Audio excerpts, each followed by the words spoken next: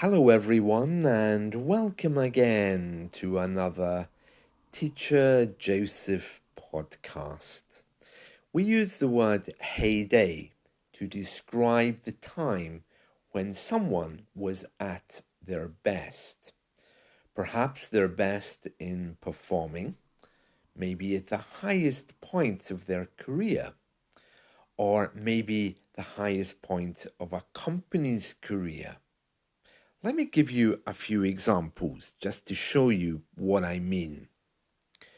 During the heyday of her acting career, Lillian Gish was one of the most successful actresses in Hollywood. Referring to a historical period, the heyday of the Roman Empire was marked by remarkable achievements in law, engineering, and the arts. Regarding technology, the heyday of vinyl records was in the 1970s, before digital media. Jazz music reached its heyday in the 1920s. My friend John often talks about his university years as the heyday of his life. Now, we never use the plural, okay? It's idiomatic, it's always the heyday, all right? Heyday. We like it because it rhymes, a bit like KateGate that we spoke about yesterday.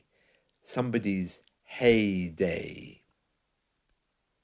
The time that they were most successful.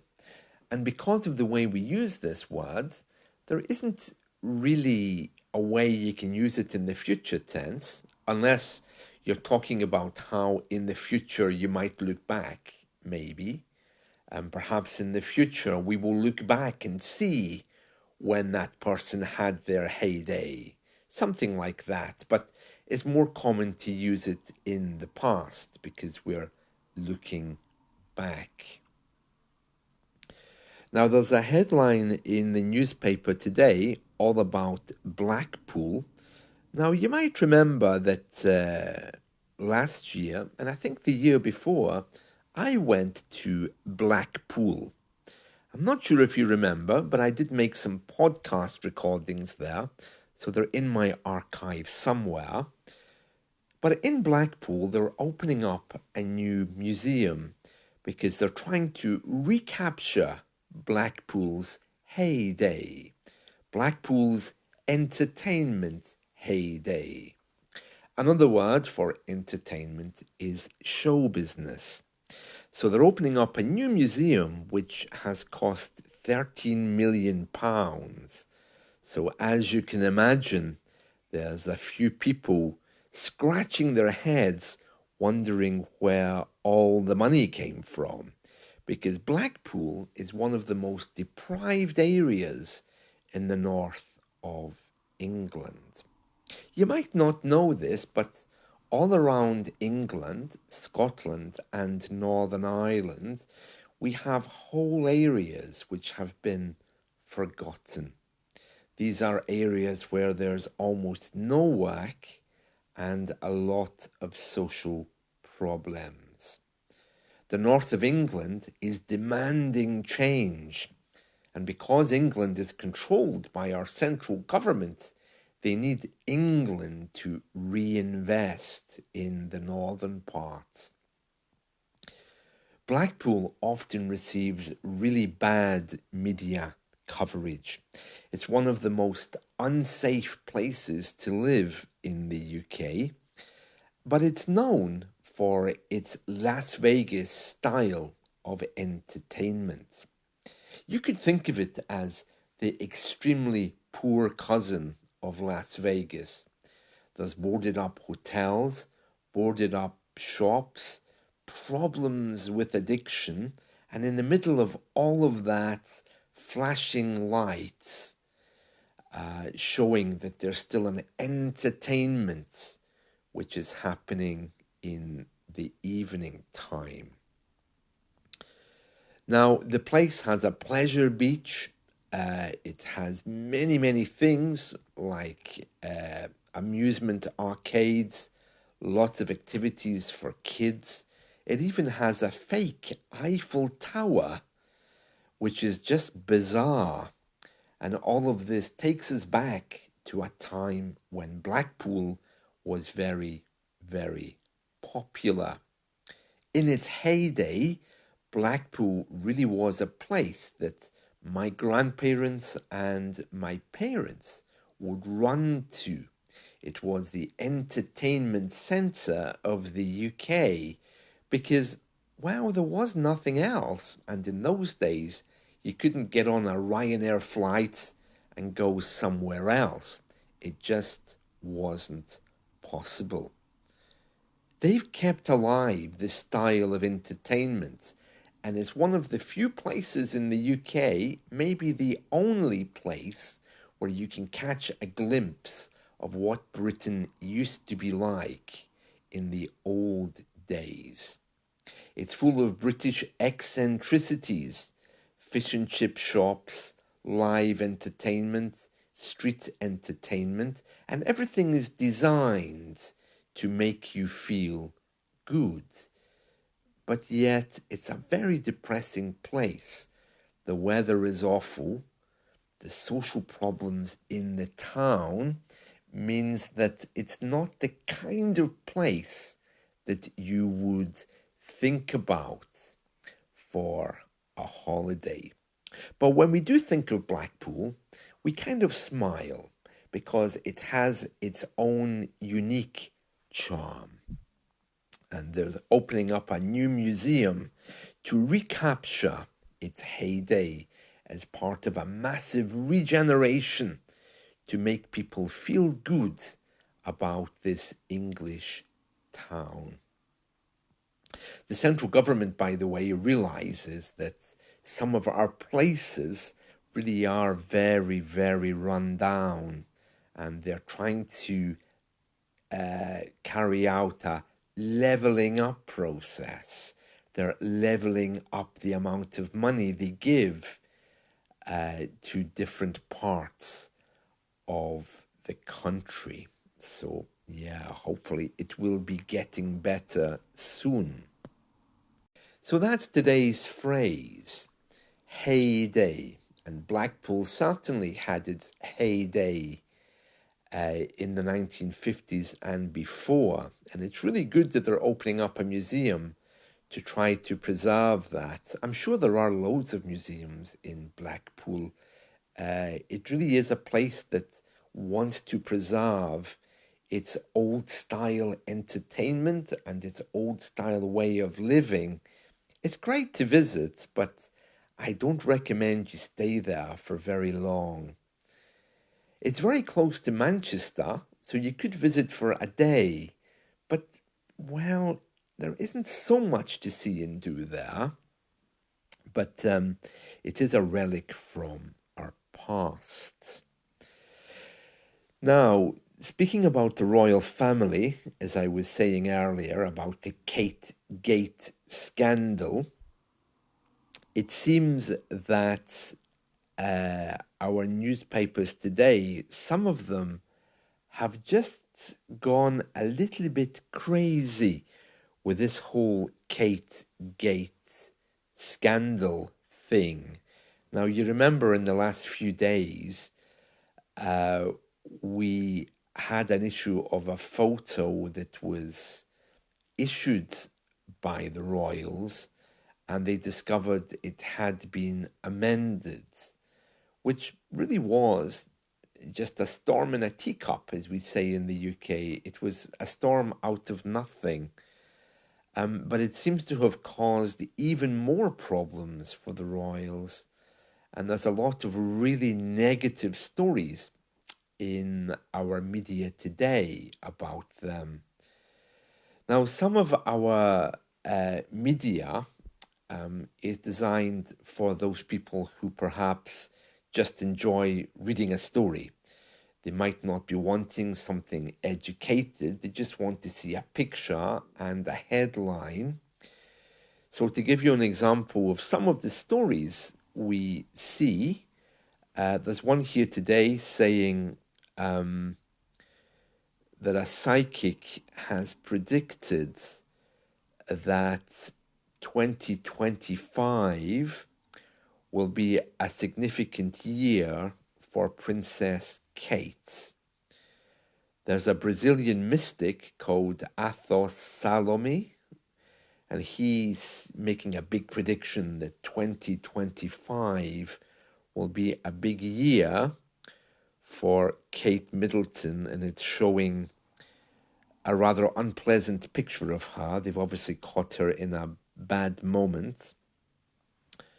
It's a really unfortunate headline because, of course, it really isn't very professional to be showing a psychic alongside a picture of the princess.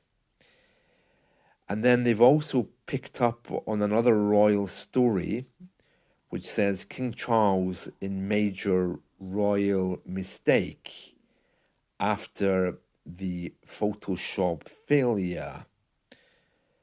And then another story says royal fans say Kate Middleton editing the photo has left them doubting other famous photos which came out in the past of our Queen. And it's never ending. And then it goes on to show another picture which artificial intelligence has recreated of Princess Kate smoking a cigarette with their children also smoking. I mean, surely that's just really poor media, isn't it? I mean, why would you even want to show a picture of children smoking? I didn't think that would be allowed. I thought that would be breaking every law there is, but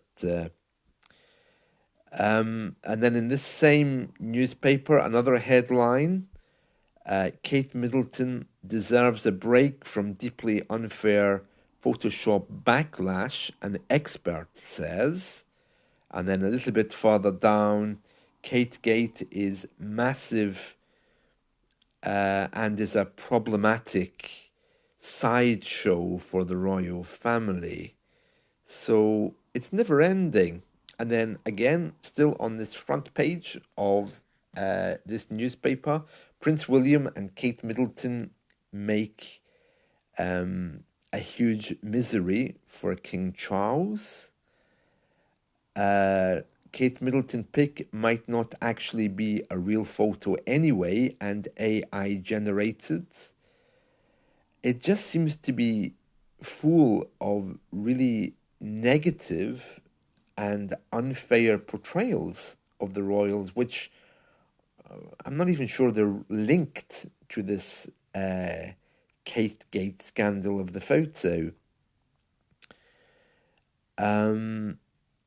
How Kate Middleton detective worked out the truth about that picture. Yeah, so you can see there's a lot of really unfair media coverage there. And who knows, maybe this will be the beginning of the end of media and the royal family. Perhaps we can say the media have had their heyday covering royal stories, because this kind of stuff, not only is it unprofessional, it just isn't real. And they've also filled the pages with really unflattering pictures of Kate Middleton. So, my goodness me, it's really disturbing to see all of this in one newspaper. It's like hate after hate. Well, in my personal view, she doesn't deserve all of this. It's true that maybe the royals are hiding something, or maybe Kate had an operation, who knows? But they have their personal lives, and I think they have a right to protect them. But this kind of stuff that we can see in the media today, not only is it uneducated, it's unprofessional, and it's appealing to the lowest kinds of people in society. It's not really raising people up to have a better view of royals. It's really just kicking them with stuff that isn't true.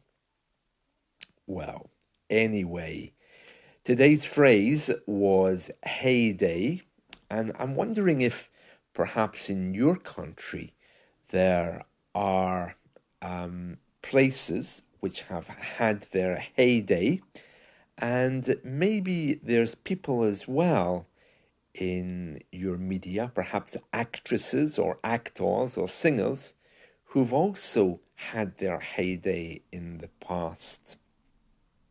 As you can hear from today's news story and the stories I've mentioned here, our media are not controlled. They can say anything that they want. It's called the freedom of the press, and they can often attack famous people, such as royals or people in the government. They often use this as a political tactic, especially when they're trying to force a particular organization or person to reveal personal information. And it can get very personal with our media, and no one is safe. Whether it's a royal family, the Prime Minister, or other members of our parliament, if the media gets a story or if they are suspicious, they won't stop until they force you to reveal the truth. I know in some countries the media isn't allowed to say very much about certain people like presidents, royals, or other people, but we have no control over our media. In recent years, Prince Harry, along with other celebrities such as Elton John, have formed some kind of committee, and as a group, they've gone to court to prove that some media stories have been wrong. But it's very difficult to prove that a media story isn't correct. Prince Harry recently won a lot of money from one of our national newspapers, whom apparently had interfered with someone's telephone to get news about him. So I think the media have definitely had their heyday when it comes to this wild, sensational style of reporting. But, well, I really hope that they calm down a little bit, because as far as the royals are concerned, I really don't think there's very much there to make a story from. Some people say that British people are just a little bit depressed and bored, and we love distractions.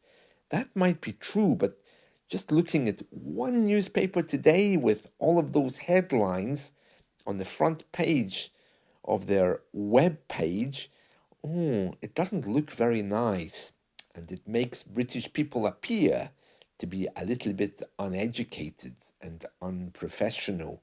But I think all countries have this kind of media, and we call it gutter media. Well, that's it from me. I hope you've enjoyed this. Let's talk again soon. See you. Bye.